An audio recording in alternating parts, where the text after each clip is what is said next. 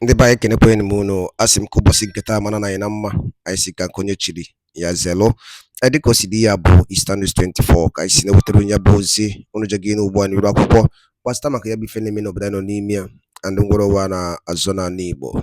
Right, ewetara unu ozi according to one of our brother bụ an activist, Biafran activist. Quote, United Nations Independent Analysis unveiled this about Mazi Nnamdi Kanu's court case on February 10th. Yes, in the UN abatago. Yes, UN abatago n'ikpe Mazi Nnamdi Kanu fully. Yeah, one of the representative, according to our brother, n'ozi wetara anyị ife o kwuru n'iru akwụkwọ gbasịta maka ka ikpe Mazi Nnamdi Kanu si wee dị and si aga n'obodo a bụ Nigeria. Dịka ihe ga-ebe ife ga-esi drop right feature n'ụdị nke gị. Alright, over to you, sir. A lot of persons have been commenting about the proceedings of the Federal High Court presided over by Justice Binta Nyako over the case of Mazi Nnamdi Kanu, the renewed trial proceedings which came out yesterday. Of course, a lot of us have seen the video, many have not seen the video. The most shocking is the commentaries by most people, especially legal practitioners, who are now picking what is irrelevant in the case to say Nnamdi Kanu derided his lawyers and derided the court. I don't agree with Nnamdi Kanu on many cases. I have disagreed with him on different occasions, especially on the issue of radicalization of our youth, which has turned our youth to animals, and a lot of things which has gone on with the style of the agitation. But in this case, I must say that Nnamdi Kanu is standing on a solid ground before the law. So on this very issue, the most important and fundamental issue are the issues raised by Nnamdi Kanu. And I say Nnamdi Kanu is standing on a solid ground. But before we go further, I would like us to play a little clip of what happened in the court.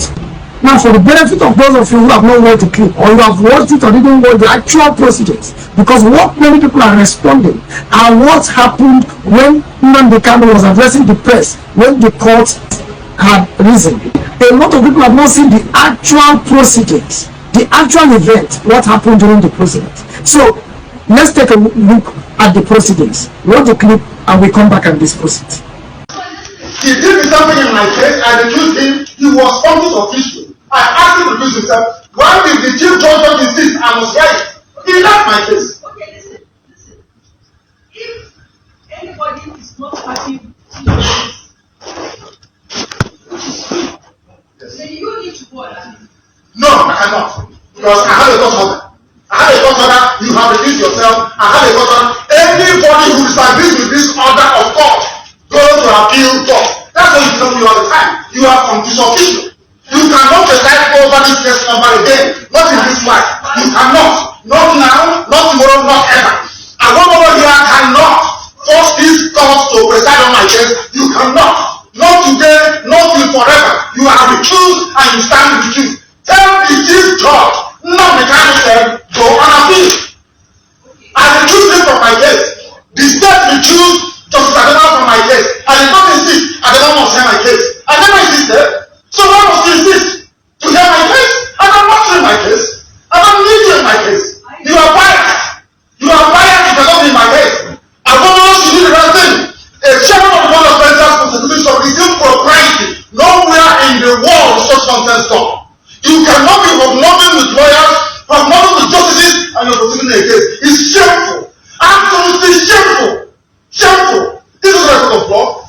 This is a shrine to injustice. And I will not subject myself to it. You stand recused and you must leave my case. You cannot write me.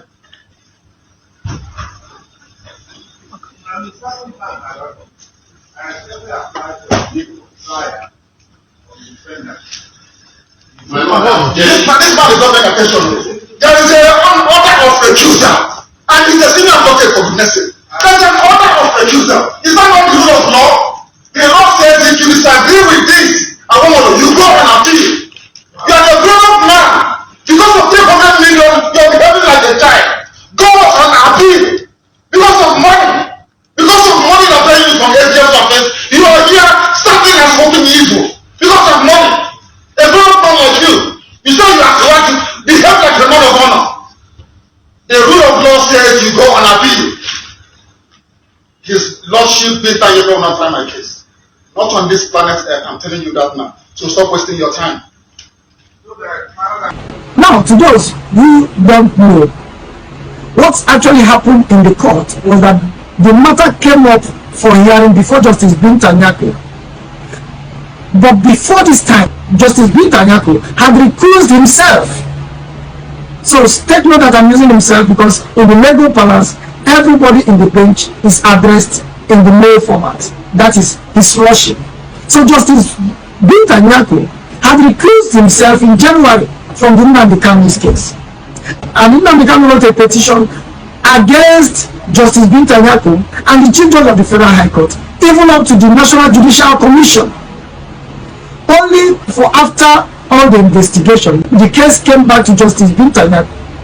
So Nnamdi Kanu raised an objection that the judge, Justice Binta Nyako, cannot come back to sit upon the case after she had on record recused herself in January.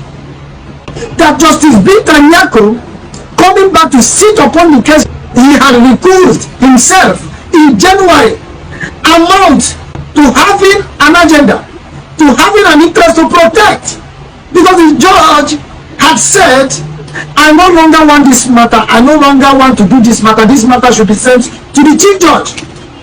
Only for the same judge to now come back and say, oh, the Chief Judge said I must hear the matter. So Nnamdi Kanu raised an objection saying Justice Binta Nyako, having entered on record that he had recused himself, cannot come back and confer himself jurisdiction to hear the same matter he had recused himself. He went forward to say, even the Chief Judge who sent back the matter to Justice Binta Nyako cannot do that because Justice Binta Nyako on the record have said, I hereby recuse myself, I hereby refuse to have anything to do with this case. So he is standing on a solid ground. He is standing on a solid ground in law. And he says, having recused yourself, I no longer trust you, I no longer trust the reason, having recused yourself by reason of the petition I wrote, I no longer trust you, I no longer have confidence. I want to know why after recusing yourself, why after all my petition, you are not saying you must try me? Why is the Chief Judge after my petition saying it must be you that must try me? This is solid in law. This is the law.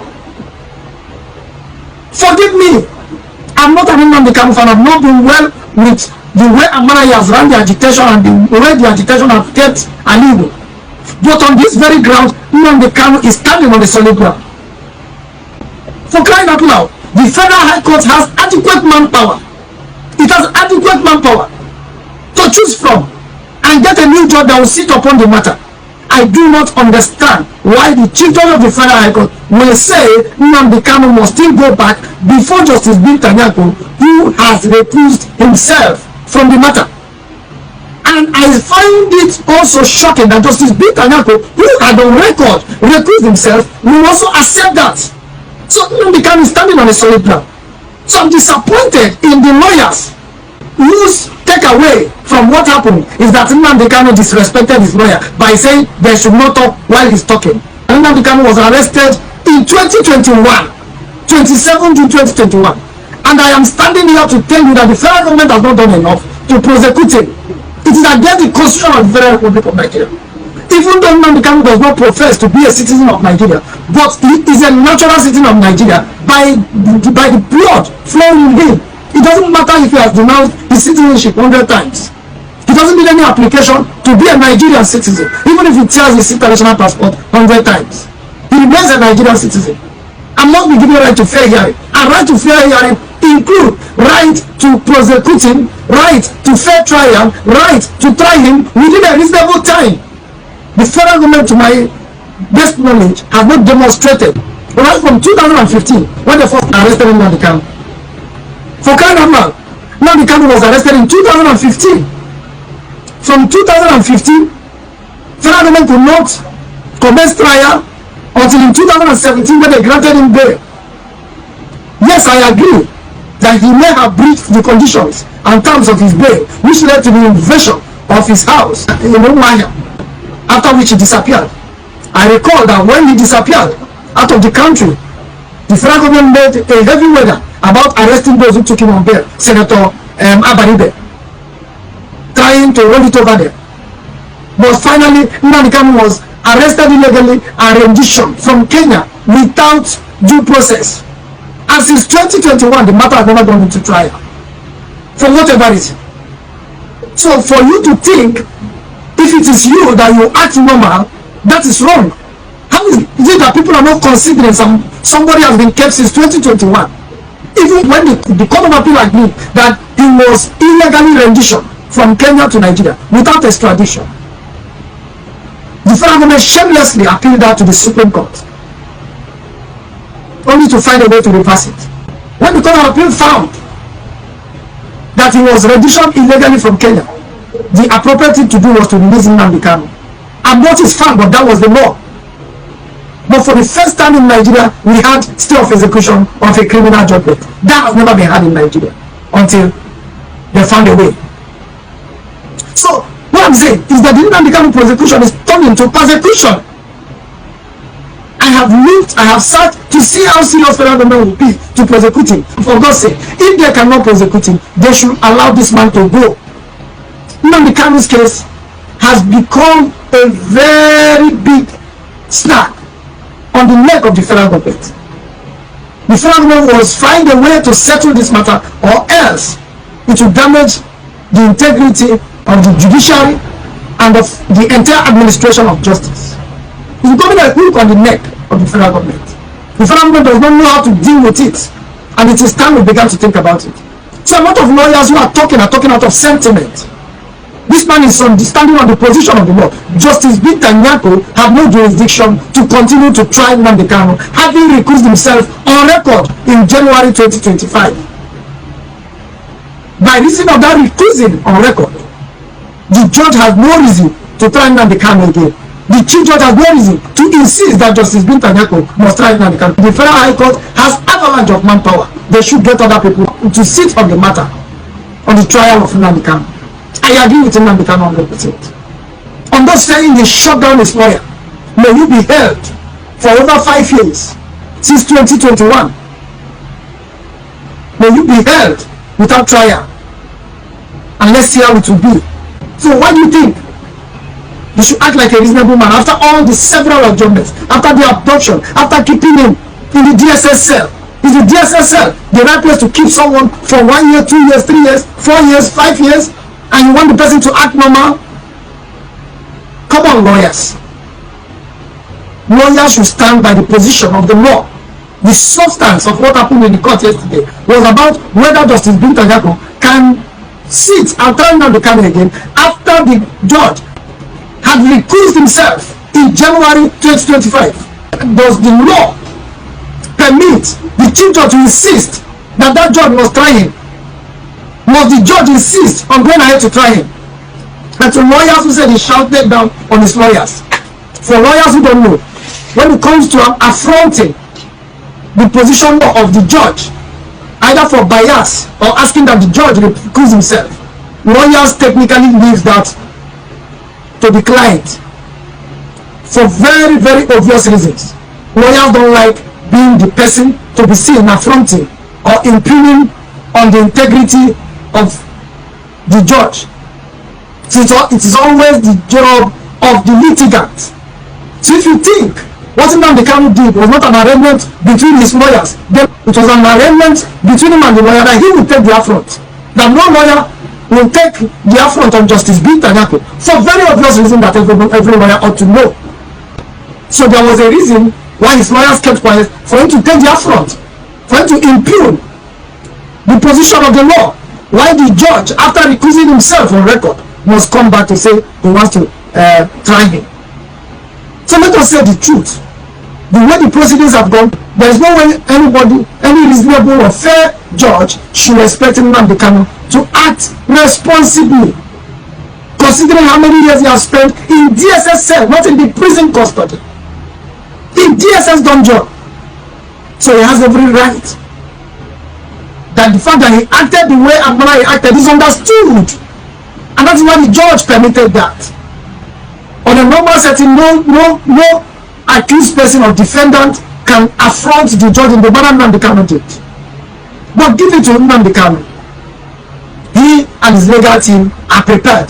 If you see the way he handled, he is with the law. Just look at the video. He is with the law. You will know that he prepared with his legal team. It was a preparation. He had the laws in his tool. He had the laws in his arm. He is very intelligent, and give it to him. He prepared very well. He read the law himself and knew what to do and at the right time to do. And he did what was necessary to stop Justice Binta Nyako from going ahead to preside over the matter. So if you don't understand it, then it's time you just keep quiet. So to those who are diverting the real issue was what Nnamdi Kanu was. Should Justice Binta Nyako continue to hear the matter after he had recused himself in January? That is the issue here, and not whether he shouted down his lawyer or not. That is not the issue. And on that very issue, I say Nnamdi Kanu is correct within the law and is standing on the solid ground. Let us address the law as it is and remove our bias. May God bless Nigeria. Neba ngwadalo di nenu kunu si Venezuela neba akwụkwọ ka ifunu nwere ikwu dị kunu nọrọ ya bụ ihe one of the independent analysis on United Nations kwuru n'iru akwụkwọ ka ifunu nwere ikwu gbasara maka ya bụ ozi and ife okwu n'ụdị nke ya dropụra ife iche n'ụdị nke gị na Eastern News 24 bụ vice president ya bụ ozi a ngwa nke besịa na ụmụnne m.